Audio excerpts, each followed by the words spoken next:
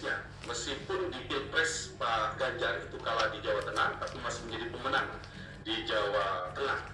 Perolehan cukup tinggi, hampir 30%. Di sana saya lihat tadi di data quick count kita. Yang kedua, basisnya masih Bali. Kemudian yang ketiga, di Jawa Timur masih relatif tinggi, itu meskipun sedikit di bawah PKB. Jadi basis-basis selama PD Perjuangan relatif masih terjaga. Meskipun dibandingkan Pileg 2019 yang lalu, turun sedikit. Sementara Partai Solidaritas Indonesia dengan Ketua Umum Kaisang Pangarep bersama Gelora dan Partai Umat sebagai pendatang baru di kancah politik tanah air diprediksi tak tembus ambang batas dan gagal melenggang ke Senayan. Bagaimana dengan partai besar lainnya seperti Partai Persatuan Pembangunan?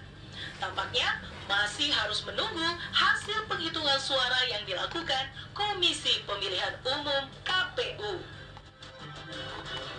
Tim TV One mengabarkan.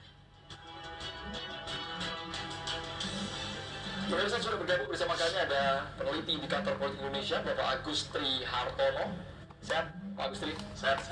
Dan juga Direktur Eksekutif Poltreking Indonesia, Mas Hanta Yuda, serta sambungan Zoom ada pengamat politik, Mas Hoirul Umam. Ya, ini tadi kita berbicara soal siapa partai yang paling unggul, partai yang paling banyak dapat suara. Mungkin kita langsung aja dulu ke Mas Hanta. Mas Hanta, dari hasil yang didapatkan dari katakanlah hitung cepat untuk sementara ini, siapa yang paling unggul di antara partai? Apakah PDIP masih unggul dan apakah ada satu data yang cukup mengejutkan? Iya, saya menyampaikan jawab pertanyaan pertama dulu.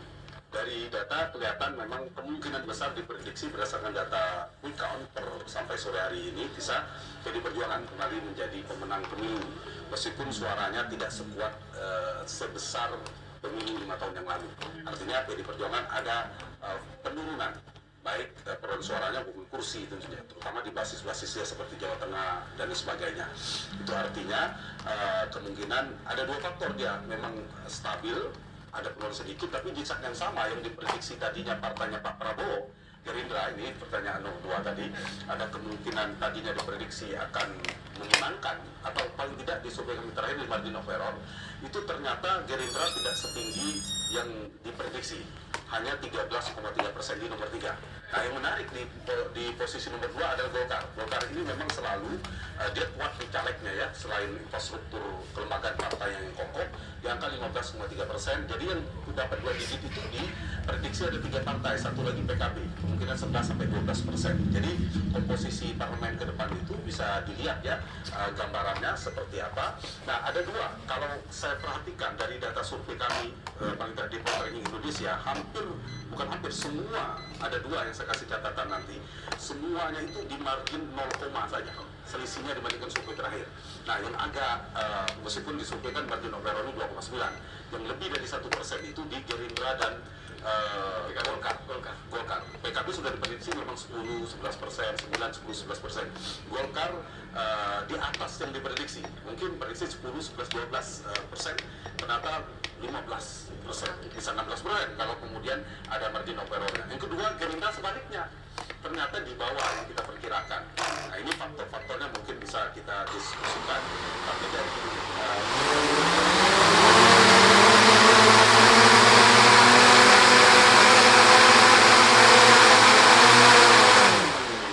antara perolehan suara dukungan kepada capres dan dukungan kepada partai dukungannya itu agak beda fenomenanya di paslon 1 dan 3 dengan di paslon 2.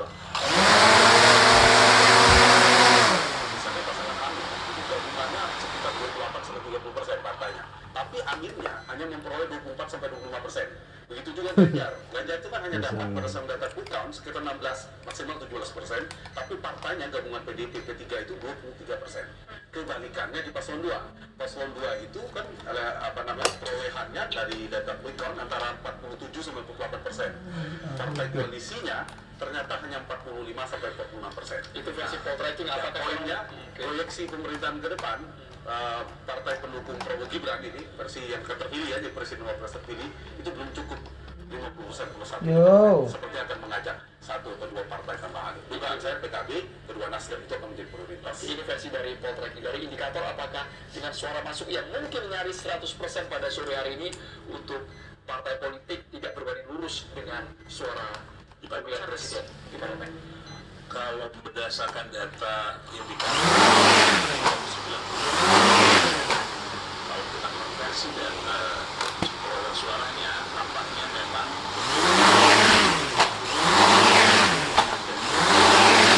kursi asalnya sekitar 128 kursi. Parlemen yang akan datang punya penurunan sekitar 20 kursi. 1 sampai 118, asalnya 128. Nah itu juga cukup serius ya. Nah yang menarik adalah Golkar, seperti dikatakan tadi oleh Mas Hanta, di Golkar itu asalnya 85 kursi.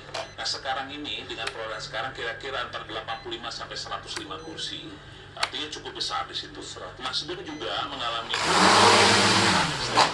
kenaikan dari asalnya 59, sekarang antara 59 sampai 74 kursi. Gerindra juga ada kenaikan di situ. Kalau kita konversi ke kursi, karena memang kan harga suara di Jawa dengan di luar Jawa kan memang berbeda ya. Oleh karena itu Gerindra awalnya kira-kira 51 sampai 97 kursi. Jadi ini sebetulnya nanti suara yang ada di pemilu voter kita belum tentu terkonversi sama di parlemen. Di parlemen kan memang ada pembagian yang berbeda ya. Jadi posisi kursi memang PDIP juga masih tetap kuat, meskipun ada penurunan yang cukup signifikan ya, sekitar 20 kursian ya saya kira. Saya kira itu yang bisa kita sampaikan. Nah ini kan juga cukup menarik ya, kalau kita lihat bahwa ada sebuah hal yang tidak berbanding lurus antara kursi caleg atau perolehan suara caleg, suara partainya dengan capres-capres yang didukung begitu.